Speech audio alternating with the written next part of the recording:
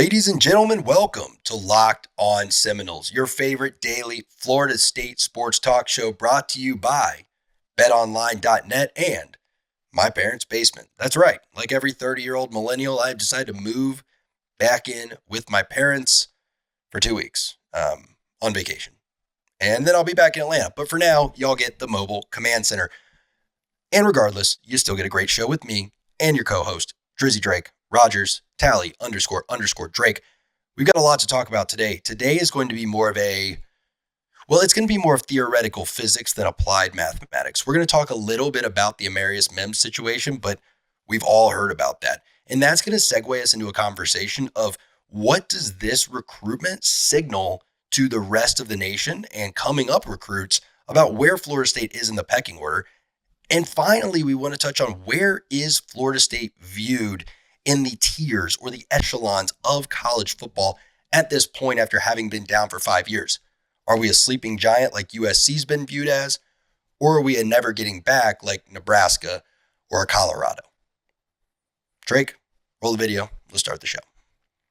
You are Locked On Seminoles, your daily podcast on the Florida State Seminoles, part of the Locked On Podcast Network. Your team every day.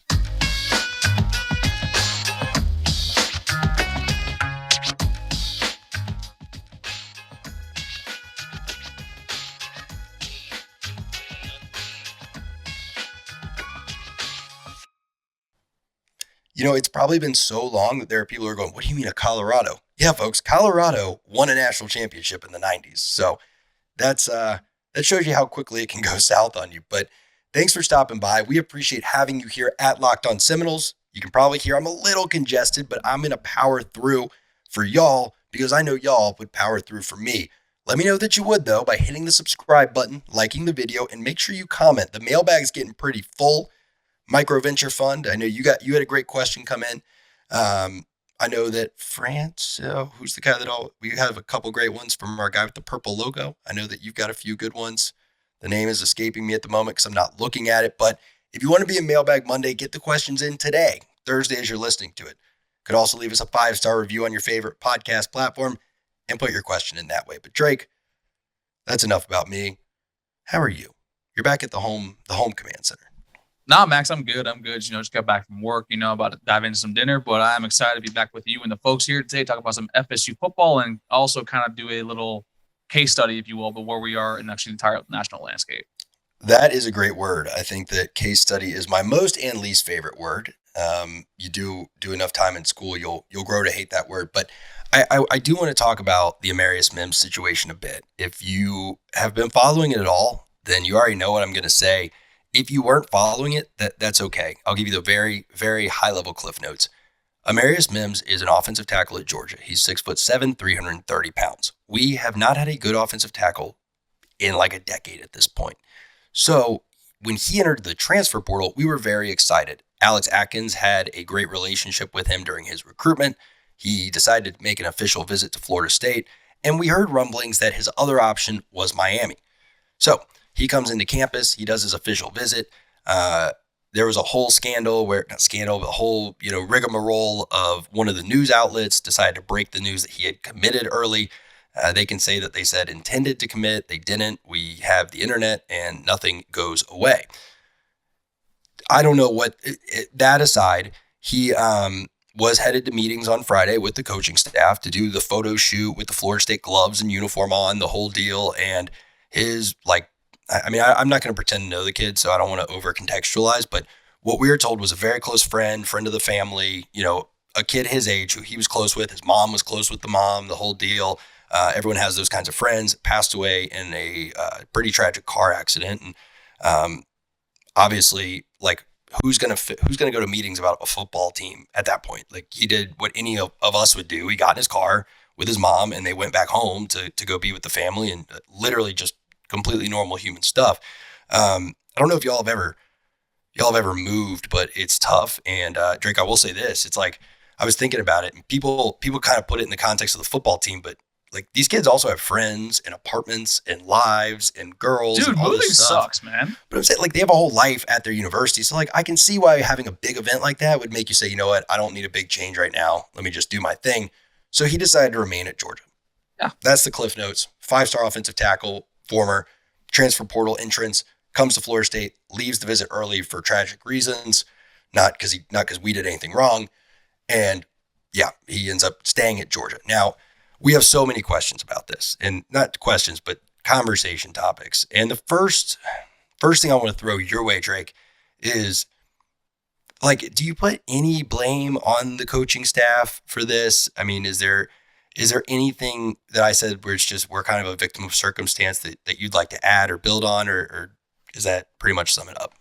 I mean, so the way whenever I criticize or have like qualms about anything, I kind of look to see like what I have in front of me. As an attorney, like you have evidence to basically say like, oh, if I have all of this ammunition right now, why in the world do I need to reach for something or make something up or fabricate to make something bigger than it is? Like, to me, the Mims one is an example. Like, I mean, you just said it. Like, the kid's literally close family friend passed away. Thoughts and prayers to him and the family of the kid. So to me, I wouldn't fault with that. I just think it's more that I've already didn't think this staff would close, period. I just don't think that this situation overall actually like would even help or change that, because it was just such something out of the blue that just something just like we're just randomly happened. So to me overall, like, no, I don't. I think it's actually kind of unfair, and that's coming a lot from me to say that, because we already have so many other examples where they can close. I don't think we need to fabricate one here. That's kind of a unique angle. I don't think I've heard people take. I mean, people have looked at it as don't blame them because this wasn't in their control, but not of like, we have so many examples of them sucking, so let's use those. Yeah, that's like, listen, like, I don't know. That's not how I've treated like everything in life. It's not even just football. It's just like basically just like, hey, if I already have enough reasons why I don't like you, I don't need to make up some more, or I don't need to lie about it. Like, that's just how it is. Yeah, look, that's fair. And I think for me, yeah, I don't really put any blame on the coaching staff. I think if anything, this sends a pretty positive message nationally. And I know that I'm Mr. Optimistic. I'm not saying it's a good thing. In no way am I saying what happened was a good thing. I would much rather have him coming to Florida State. But we are very quick to forget that there is an alternate universe in which he goes to Miami instead of Florida State. And I think that might have been an absolute death blow on the recruiting trail. I don't want to be hyperbolic, but it's been the theme of this recruitment. We said that this was a must land for the staff. What's it called in the law with where you let people out of a force majeure? Like, this is kind of a force majeure situation where it's like act of God, act of nature type thing. I'm not going to hold the coaching staff accountable for this one of like when I said I'm done with them if they don't land this one. But that being said, if you had lost him to Miami, I would have felt that way, right? He goes to Miami. That basically signals to A, the state, B, the country, and C, every kid that's going to be recruited for the next year or two, that Miami is doing things better than Florida State because a guy can just come in out of nowhere and start pulling top recruits over Florida State. Exactly. In year one. And basically, what does it say about, like, what faith would you have in Norvell when he gets stuffed into a locker by Mario Cristobal, who's only been on campus for about what's going to be about 4 months? Like, that to me just shows like how, like, he doesn't have faith in the staff. Why should even the fan base have faith in the staff? Why should even the players have faith in the staff? Or also, you discussed the other day where we couldn't replace any coaches with, we wanted to replace Dugans. We wanted to replace some other people on staff. Why would any coach want to come here to, upgrade our staff if Norvell is basically a dead man walking? That's kind of what showed that case. Yeah. So I got to tell the folks about one of our favorite sponsors. But after, on the other side of that, I'd like to talk about that thread, actually, about Mike Norvell being on the, quote, hot seat. And it's going to involve some very typical Max Moody massaging the definitions to make it, to give a nuanced explanation. So before I do that, folks, we are brought to you by a few people. BetOnline.ag is your title sponsor, and Athletic Greens is one of our main sponsors as well. Athletic Greens makes green juice not suck. All right, you guys have all seen the funny commercials, right, from like the 90s, and it was always that weird guy in the sitcom that would drink the healthy juice, and everyone's like, "What? Oh, that's disgusting." Athletic Greens provides all the value of those types of drinks with none of the disgusting green juice taste. In fact, it kind of becomes funny. It's like, oh, it's green, but it's not gross. So you enjoy it. I've been hitting Athletic Greens every morning. I don't blame this little head cold on them. In fact, they're probably the only thing stopping it from being a flu cold. So thanks to Athletic Greens. Make sure y'all go to athleticgreens.com betOnline.net/lockedon, and they will hook you up with some discounts, some free starter packs, all that. I'm on one monitor today, so I don't have my copy up, but I do know that I went there and I got what they're offering at athleticgreens.com/lockedon, and I've really enjoyed it. So I like to stay healthy. I like to stay fit. I'm on the road all the time as a consultant, so if I can do it, you should too. athleticgreens.com/lockedon. And this is a theoretical conversation. Theoretical conversations always go better with a little blue bottle. So, Driz, I wanted to pull on that thread about hot seat a bit. This was not what I intended to talk about, but the thought occurred to me that we get very into these conversations of, is Mike Norvell in the hot seat? And we don't really define what the hot seat is. And I think he's kind of a Schrodinger's cat situation, meaning if we are to open the box, i.e. opening the box in this situation is him winning 5 games this year, 6 games this year, he dies, right? He's fired. He's on the hot seat, whatever. If we keep the box closed and we win 8 games, is keeping the box closed in this, it doesn't necessarily mean he's alive because we never opened the box to figure out what the ramifications of that would be. Now you may be thinking, Max, where are you going with this? Well, I'm making a simple point. Yeah, about to say we're going with this. This means until the win total for next year hits 7 or 8, which is very likely to be in the second to last or the last game of the season, he is both on and not on the hot seat. Because if he loses the next 2 games, he will go on to the hot seat. If he wins them, he's not on it immediately, but he's still going to be in a contract year the next year and can't afford to have a bad year that year. You got an extension in both states. I thought the extension was to next year. I think it's through 2024. Whatever. It was a verbal extension. Have we even seen terms on it? Did they ever sign anything? Not that we know of. Yeah, show me it on paper. We'll talk about it. But so my point is, well, I already made my point, but I think Mike Norvell is on deck for the hot seat right now. And I don't know how's it work in baseball. The guy in front of him could get struck out and he doesn't have to go into the batter's box, but all signs point to there is a very realistic scenario where he has to step up to that plate and be in the hot seat swinging for his life. Yeah, and that's this year. I am in the camp that he already is in the hot seat, primarily because, I mean, what did Coburn say after he fired Taggart? The standard or something about the standard, I don't know. 6 and 6 isn't good enough, right? Yeah. And that's what happens when you fire a head coach after a year and a half, right? Where basically you hold the next guy to the same exact standard. And so far, my man's won 3 games and 5 games. So actually, he hasn't even met that already. Now with year 3, like the past 2 years, you and I, Brandon Sano, 247, Dave, all across, we've been trying to dig our way to find the small little stats like, hey, he actually is improving the team, right? So this is the final of the year 3 where, okay, enough of the shit. I didn't even. You're fine. Just proceed. Yeah, enough of the nonsense that he needs to actually show sort of not only proof of concept, like he needs to be showing that we're winning these games, the games that we're supposed to be winning. We can't be, stuck in, losing Jacksonville State or, as the David Duquesne that'll be this year. We can't be, getting blown out by Wake Forest at home. We can't be doing all this other nonsense that, to me, like, he is in the hot seat, primarily because the standard he hasn't met so far, and recruiting hasn't been good. The one saving grace you had, went over to Jackson State. You right now are languishing overall, and you also have the most embarrassing loss on your record. So to me, he already is in the hot seat. Now, if he wins 6 games, I think for some people that'll be a victory because it is a bowl game, right? But I think if he wins 6 games, he basically will be a lame duck coach heading into next year. Yeah, no, and that's right. And that's, again, so if y'all don't know, Schrodinger's cat is a theoretical thought experiment where there's a cat inside a box and there is a poison capsule set to break when the box opens, which will kill the cat. So it was used by, I don't know, Hans or something, Schrodinger, to talk about. I thought that man was carrying a dead cat in a box. I didn't know that. No. So it's if you open the box, the poison pill breaks and the cat dies. That makes a lot more sense. Yeah, you might want to actually just edit and move this up to before I talk about it.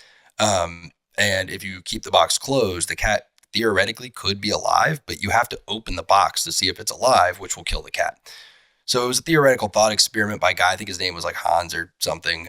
Schrodinger, again, quantum physicist trying to explain how in quantum mechanics, things can exist in two states at the same time because the cat is both alive and dead at all times because there's no way to check that it's alive without killing it. Point is, we hear the word hot seat and there will be hot debate about if Norvell is on it or not. My point is, if you think he's on the hot seat, you're just defining it the wrong way. I take, our friend Bud Elliott over at 247, I take his point well when he says Norvell's not on the hot seat because he's defining hot seat as maybe getting fired this year. But my point is, if he gets himself into a situation this year where he's pretty much guaranteed to be fired the next year, what's the difference? It's just it's 365 days. It's I don't know, what do they get paid bi-weekly? It's 26 paychecks. But as far as things go from a fan perspective, it's the same result. Mike Norvell gets fired. So in the sense that this year, in my opinion, and it sounds like in your opinion, can cement his getting fired, he's on the hot seat. In the sense that could he get fired this year? I think he'd have to do something really terrible. I mean, he has to literally win only 2 or 3 games. He would have to start 0-6. I mean, there really is not much. Oh yeah, but a total win percentage, maybe 3 or 4. And I do think this team's a lot better than that. So I don't think there's a realistic scenario where he gets fired this year. I do think there's a scenario where he, sort of writes his own death order this year.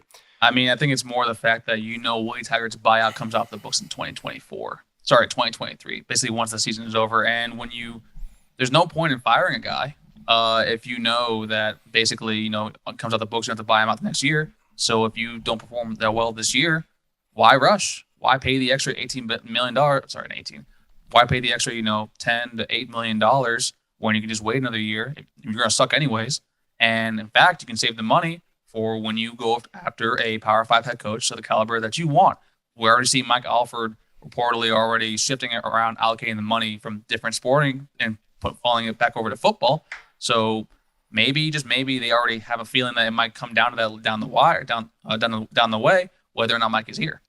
Yeah, I will say this. I think the plan is very much to, at the end of the 2023 season, so not the end of this season, but the end of next season. So really, we're talking 2 years there, is to spend $6 to $8 million a year on a head coach. It's just, is that going to be to keep Mike Norvell, or is that going to be to bring someone else in? But I have no doubt in my mind from people I've talked to and just from common sense that the plan is going to be to jump into that Mario Cristobal salary range at the end of 2023 when Willie Taggart's off your books and Norvell's coming up for either a big extension or you're looking for someone new.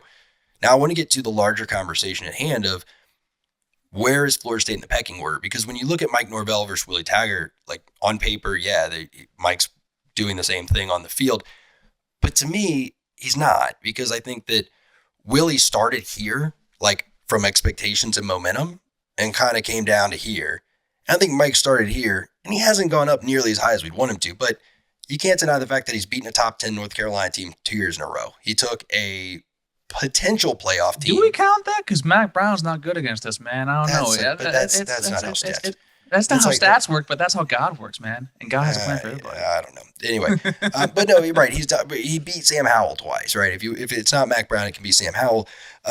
He also took a team which Notre Dame, they finished 5th in the playoff rankings. Cincinnati drops a game. Notre Dame's a 2 year in a row playoff team, and he took that team down to the wire. You missed bowl games in consecutive years, and you lost to Jacksonville State, the first FCS loss in your entire record. Yeah, they're correct, but that doesn't change the fact that this team on a neutral field beats Willie Taggart's team by 14 or 15 points. I'm not saying that, but to me, those two right there, especially the Jacksonville State loss, and also you see consistently the recruiting misses that we kind of said that, Willie should have been better with that, and Norvell would have been able to be closing.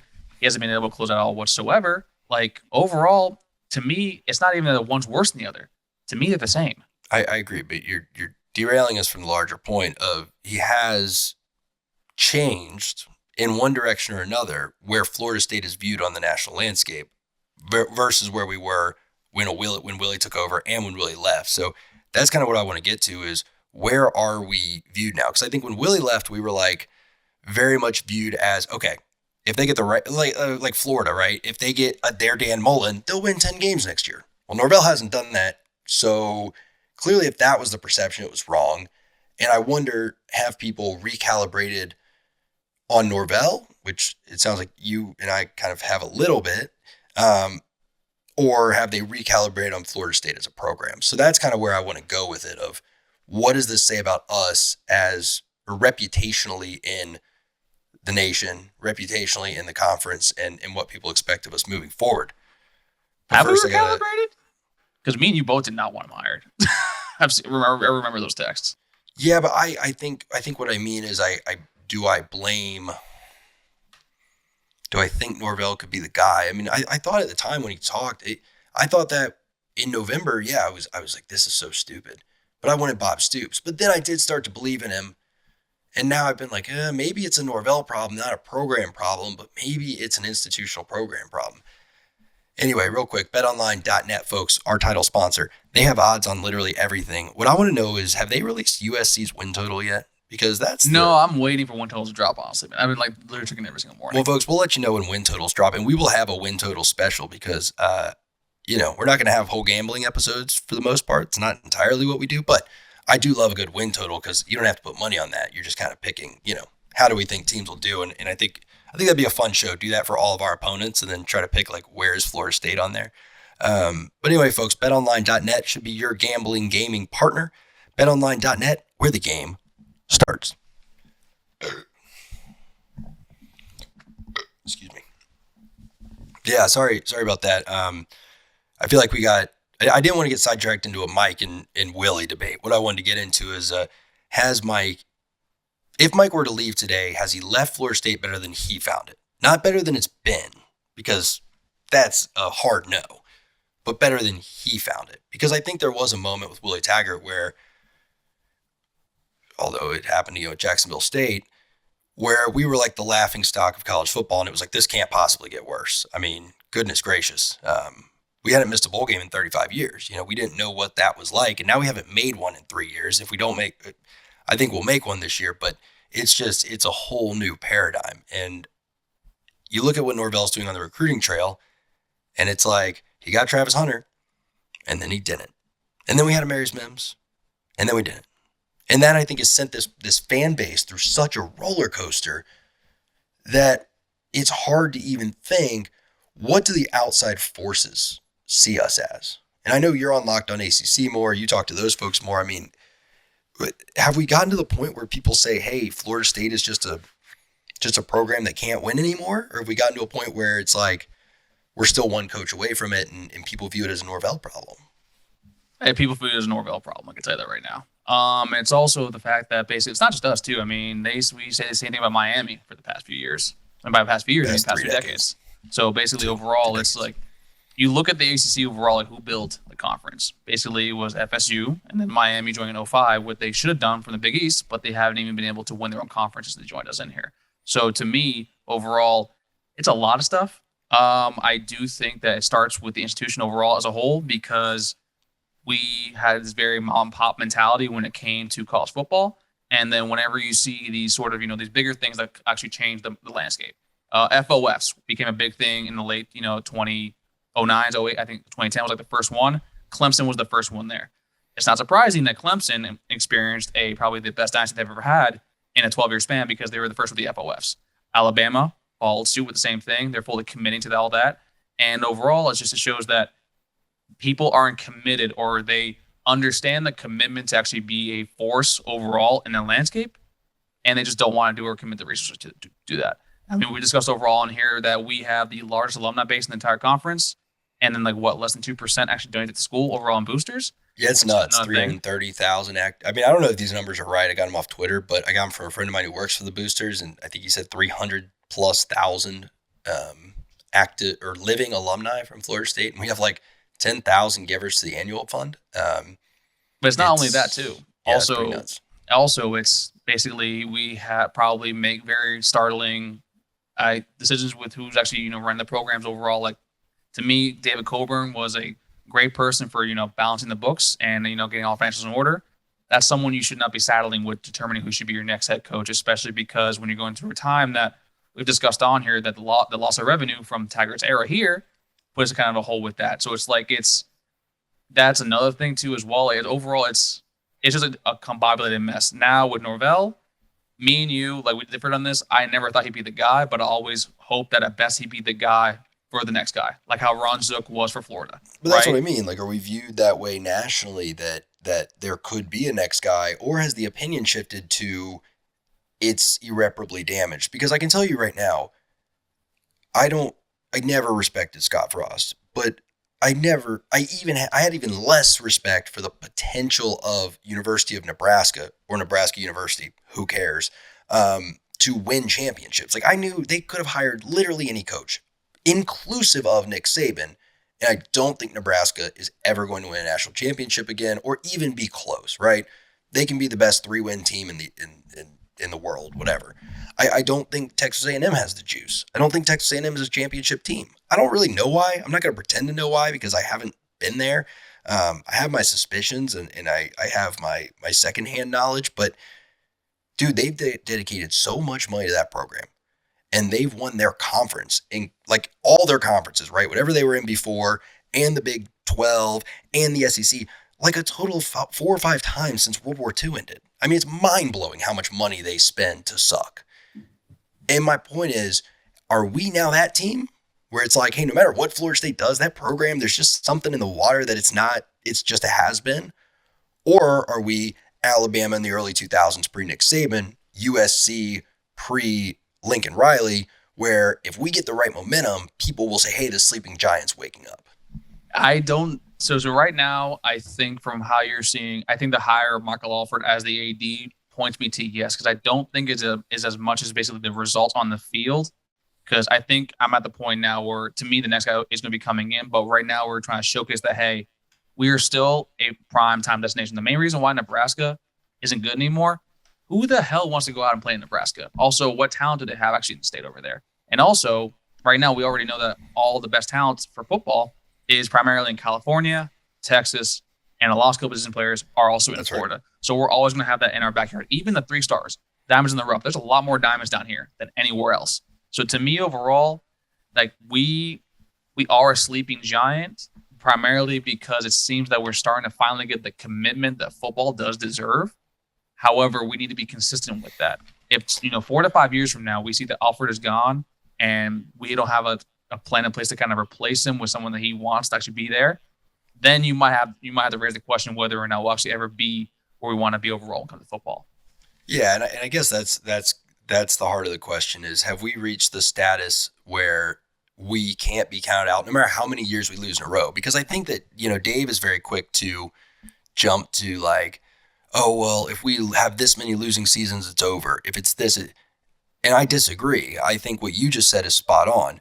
People count Nebraska out because of all the institutional issues there. They decided to leave the Big 12, a conference where they actually could compete, and go be the little brother of the Big 10. They don't really have a cemented rivalry anymore because they don't play Oklahoma all the time. So that tradition is gone.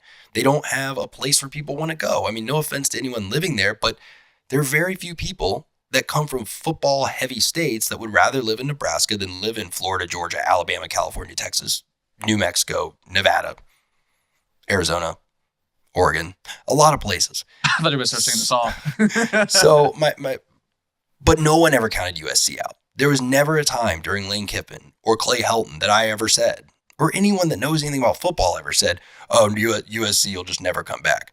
They've said Oregon will never get there, but everyone's known that it was just waiting for the right set of circumstances and the right special sauce, and USC was going to be back on the scene. I would like to believe that we're that. But here's a couple differences between us and USC. One, we don't have the booster base. We just don't. Guys, I hate to tell you this, and y'all know I'm a huge Florida State fan, got the hat on. I love this school. I give money to this school, and I will until I die, and I'll go to football games until I die. But I'm talking about the long-term prospects of us attaining national relevance consistently, which, anyway, we don't have the booster base.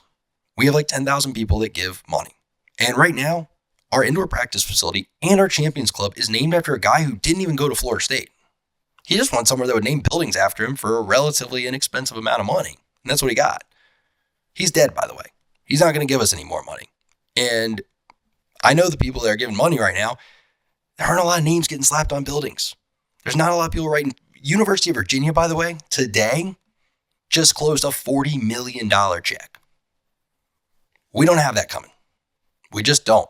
So unless people step up and do their part, we're not going to have the money to compete in this space. And don't talk about NIL, because to me, NIL is just a black market becoming in the light market, right? Like a legal market. Bagmen always existed, and it's the same schools doing NIL. We're the same ones dropping bags, if we're being honest with ourselves here. Texas A&M, Alabama, Tennessee, nothing's changed. The numbers have gotten bigger, but nothing's changing. The other thing we have that's different than that USC does not have the problem of, Drake, is you mentioned the talent richness of both states. However, USC does not have credible threats to poach talent from their backyard. If USC is good, the best of the best, minus the one kid that just went to Oregon, which was actually a big win for Dan Lanning, will go to USC. It's USC and then everyone else. And USC has to be pretty bad for everyone else to get involved. Don't count out Chip Kelly at UCLA. The man can recruit. Okay. Sure. I try to make a joke, man. I'm sorry. I tried.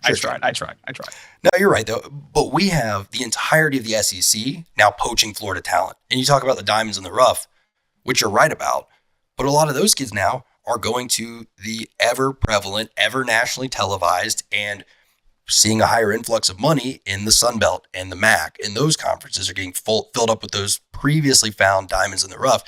USC doesn't have that problem because the kids from California, some do go to Alabama, some do go to Georgia. I'm not saying that doesn't happen. It's so few far in between, gets so damn far away. Exactly. If a kid says, Florida State's not quite where I want them to be, guys, Athens is not that far from Florida State. And if they're from South Florida where they're taking a plane anyway, it's like an extra hour on a plane to get to Atlanta, an extra hour in a car to drive up to Athens. It's not a massive. In fact, I don't know. South Florida to Tallahassee, don't you probably connect through Atlanta or Charlotte half the time anyway? Because there's no, you fly straight through. Actually, it's like a 55-minute flight, American Eagle flight.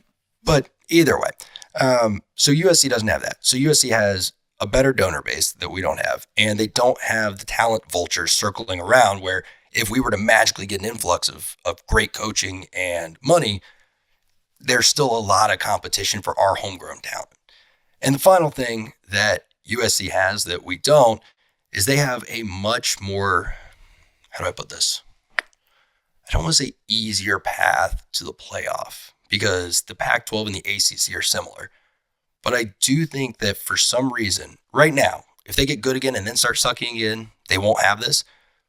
But I think that right now, if they go undefeated, they are penciled in as a guaranteed playoff spot because it's USC and people know the market. And it's one of the most prevalent brands in the history of college football. Right. I mean, O.J. Simpson played there. Matt Leinart, even I figure Matt Barkley got them to like a number 5 overall. Like that to me, when the first college football game I ever watched was Vince Young versus Matt Leinart. Like to me, like I will always know what the red and gold looks like. And you watch Reggie Bush. It was great. Oh, I love Reggie Bush and Lendell White. But overall, like that to me, you think in college football, one of the first names to come up is Notre Dame. USC is also right there too. Yeah, like one of my first memories, not first memories, but like when I think back on when I became aware of college football at large, one of the first things that pops in my head is it would have been, I guess, 06, maybe. You tell me when this would have been, right? But it was watching game day, and it was the USC Notre Dame game, and there was this hilarious sign that said "No Bush to push," referencing the year before when Bush. It's like I still remember that because that's how televised and played and replayed and discussed those games were. Now we were the same way. So that I think we're on equal footing with them. But we've also won a national championship in the past 10 years. USC is coming up on 20 years. So if they win their conference this year and they go undefeated, they're in the playoff. Plain and simple. That's why if you go to these books, the odds are stupid for them to make it to the playoffs. It's the worst value bet you can probably make, but people are expecting it because it's USC.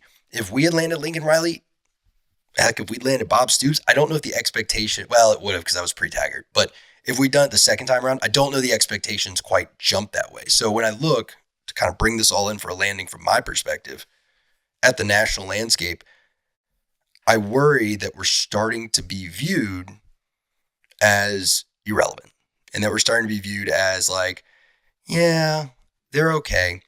And when I look at the Amarius Mims situation, it kind of makes me feel like I'm being too pessimistic because that kid came down for an official visit and he would not have done that. Guaranteed would not have wasted his time if the money wasn't there and people outside of Florida State within his sphere of influence weren't telling him that Florida State could be a great program again. So that gives me some optimism. I honestly, for the ministry, I put that more that Alex Atkins is really freaking good at his job, and that's someone that he has a record of actually developing talent from. Where was Charlotte from? Like, is that the Sun Belt, or is that one of the smaller Group of 5 conferences? Dude, I don't know. Probably He developed kids from that school to actually play and currently start in the NFL, and it's already known for a fact that I think Peeves talked about it on one of the spaces that he hosted that. He is a relentless workhorse, and he's also someone that will tell it to you straight. So to me, that I honestly probably give more of the Atkins relationship with Mims. But, I mean, you are right to an extent where, like, FSU is still a brand, still a logo, but I can tell you that a lot of people just – it's the past of the past. And now I'm worried that a lot of the fans will start to be kind of the point where, like, we make fun of Miami for saying, like, hey, remember back in the good old days, or, back in the day in the offseason. None of them were born. Yeah, before none of them were born, but now it's starting to get to the point where, like, we're FSU, we should be this, we should be that. It's kind of to the point where, I mean, FSU is a very young program. Sometimes the fan base at times could be extremely spoiled and kind of has to realize that we're in a long, long rebuild. And right now, we might not have the guy, but it's going to be painful, and the growing pains aren't fun. And people need to realize to get back to where we want to go, it will take some time. Yeah. Look, I get what you're saying about the relationship with Atkins. I want to clarify. I'm not saying why he had the initial discussions. I'm saying he would not have come to campus if the money wasn't there. Plain and simple. That, like, he doesn't need to be developed. That kid's going to the NFL no matter what. He could just sit out the next 2 years. I'm not downplaying that. I'm just saying, like, if money was a bigger thing, he probably wouldn't even have gone to, like, actually got in the portal, honestly. Right, but that's what I'm saying. I'm downplaying the Atkins relationship in the sense that got us in the door, but what kept him at our table was the money, because we know that Miami was technically the school can't, but the Miami powers that be were putting together a substantial package for him. So him coming to Florida State signals that we were in the ballpark, and that should tell other 5-star recruits we're willing to get in the ballpark. And I think that we should take that as a positive of our national view, because dude, we've got players who won a national championships, kids not coming to our school. Like, that's how little they respected the national brand 2 years ago. And it's probably still about like that. So we have to get that just initial respect back. And having a 5-star offensive tackle come to the campus for one of his official visits tells me, all right, we're not as far off as it may feel like we are in the darkest of days. I mean, I don't think we're that far out, but I think you're putting a little more too much weight into, like, Amarius Mims. I don't think some guy, a bunch of 5-stars, are going to know who Amarius Mims is, right? I kind of just where I'm coming from. Like, I get where you're saying. It makes you feel a little bit better because, like, it's someone of his caliber, like, is entertaining the entire prospect. But I just don't think that, like, it's not entertaining. It was communicated to him. Sorry. Through I'm saying, like, yeah, they have people that talk to people. Yeah, these kids they may not know, but are we allowed to say street agent? Their advisors will know, right? And they will ask people who will know, and they'll say, hey, well, what was Florida State? Were they offering, was their offer competitive? Not Florida State, sorry. Was Rising Spears offer competitive? Was it not? Is Mike Norvell going to be fired in a week? Is he not? Is the program stable? Could they actually win some games? And it seems like by Amarius Mims making that visit, he got good answers to those questions, which tells me that, like, people on the outside looking in are answering those questions positively, which, going back to the dark, hey, this is how it feels, like no one cares about us anymore and we're going to fade to irrelevance, may be hyperbolic. And it's like, all right, Max, let's go up. Yeah, I'm about to say, I don't some positivity. Yeah, I don't think that. I think that's kind of where me and you have a disconnect, because I think you have that fear, and I just think that's like the way where we are located right now. And as I've seen actually the school actually finally do take when it comes to, like, personnel, someone who actually is in charge that actually knows what he's doing. You see Rising Spirit too as well. Like, overall, I don't have that fear. I just think it's more that we already aren't seen as a legitimate threat to anybody right now. We're not. I mean, the entire time we've been discussing in the Locked On ACC how Virginia might win the entire conference, how Clemson might be starting to fall. So overall, like, to me, it's like we need to start first working on getting back to there too anyways. So then do you not have that fear because it's already happening? Is that what you're saying? Like, it's not that we're not, like, so what are you asking? Like, you're saying you don't have the fear of us not being relevant, but then you just went on to say that because we're totally irrelevant and, like, no one thinks we can win anything. Right now, as of today, like, we're the state of the program, we're irrelevant to winning the CFP. That's how I feel about that. We're not in that conversation. So more in the sleeping giant category then. Yeah, like right now, like we're not on the radar. That's what you're trying. Yeah, that's what I'm trying to tell you.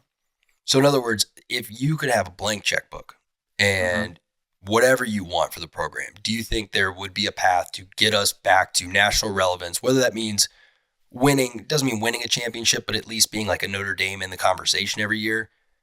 What do you think the horizon to do that would be? Again, blank check, whatever coach you want, get the NIL money, within reason. Basically, you're doing what USC is doing. How long do you think it takes for us to get back to relevance? It is April 20th, 2022. I think it would take us about 3, maybe 4 years. 4 years? I thought you were going to say 4 weeks. Listen, man, I know what a bad rebuild looks like. I know what bad management looks like. I've suffered through it for many, many years as a sports fan of a lot of my teams down here. So, but I also know what it takes to actually perform and actually have a proper culture. Just look at the Miami Heat right now. So to me, like, it takes a little bit of time. It does. But also, we also need to understand too that if something is already like, if you can tell something's not working after 3 years, maybe just like you got to cut bait and cut your losses as soon as possible. I'm not saying do it now, but as soon as possible, chance that you can. Yeah, there's no scenario where I'd want Mike Norvell fired this year. I just think that we can't afford that. Hell, he can set himself up to get fired with his actions this year. Which, anyway, look, we've gotten back to where we started, and I think that that's the fun thing about these conversations is that we have a lot of conversations, and there won't be any answers, folks. We all have opinions, but we won't know answers until really this time next year. We'll know how Florida State finished 2022. We'll know what the roster looks like headed into 23, and all those things in the wheel in the sky keeps on turning as Journey promised us it would in the late 70s or early 80s, whenever that song was written. I'm going to say, is that James Joyce? What is that? No. It's Journey. The wheel in the sky keeps on turning. Anyway, so folks, that's enough. That's enough of that. I'm Max. That was Drake. And this was Locked On Seminoles. Take care, everybody. And please don't download Journey. I love Journey. Actually, I got really